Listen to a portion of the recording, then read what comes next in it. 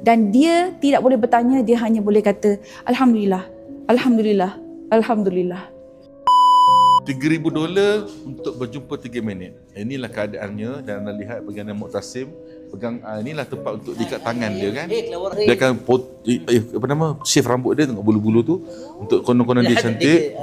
Setiap tahanan, seandainya ada tetamu datang, maka diorang daripada penjara sebelah dalam ini akan dipersiapkan persiapan tadi, kemudian mereka jalan dengan keadaan tunduk begini.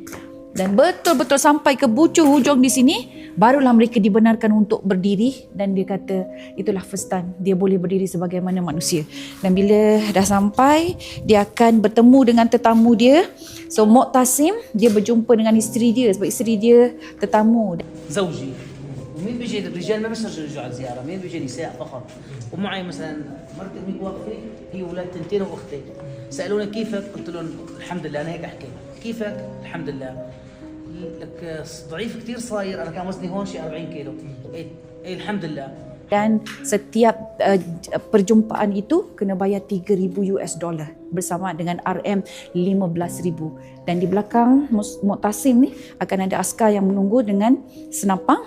Jadi dia hanya bercakap dengan isteri dan anak dia yang berada di sebelah sana, tak boleh nak pegang, tak boleh nak sentuh. Dan dia tidak boleh bertanya, dia hanya boleh kata Alhamdulillah, Alhamdulillah, Alhamdulillah. Dan selepas selesai 3 minit macam tu, dia kena keluar balik. Sebab 3 minit saja, $3,000 ya. Ya Allah, RM15 Malaysia. Sampai di sini, dia kena tunduk, berjalan. Dan di kawasan sini, dia kena tanggalkan baju dia. Bogil balik, masuk semula ke bilik tersebut.